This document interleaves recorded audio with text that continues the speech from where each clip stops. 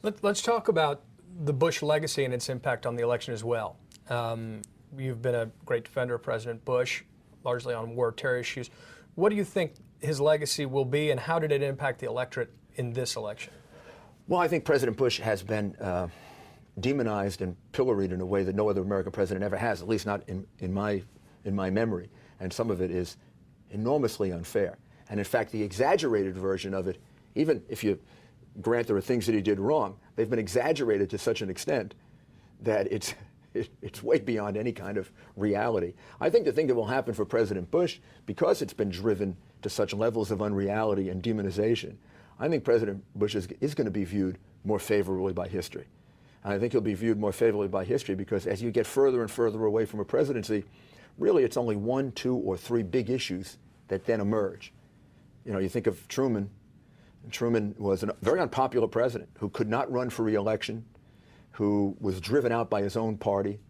Truman emerged 8, 10, 12 years later as a really good president because nobody looked at the small issues in his presidency. They looked at the Marshall Plan. They looked at the Berlin airlift.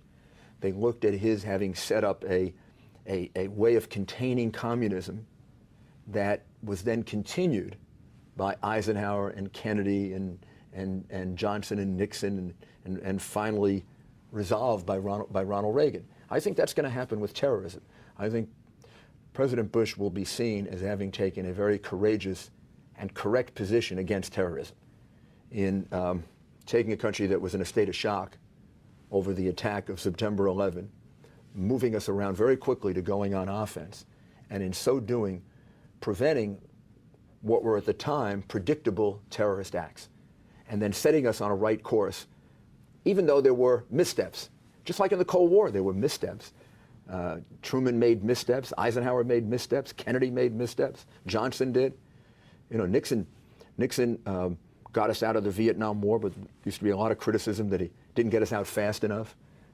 So there were a lot of missteps in the Cold War, but the essential thrust of it was correct, and I think that's going to be seen here with terrorism. President Bush will be seen as the first president who really recognized the full implications of Islamic terrorism.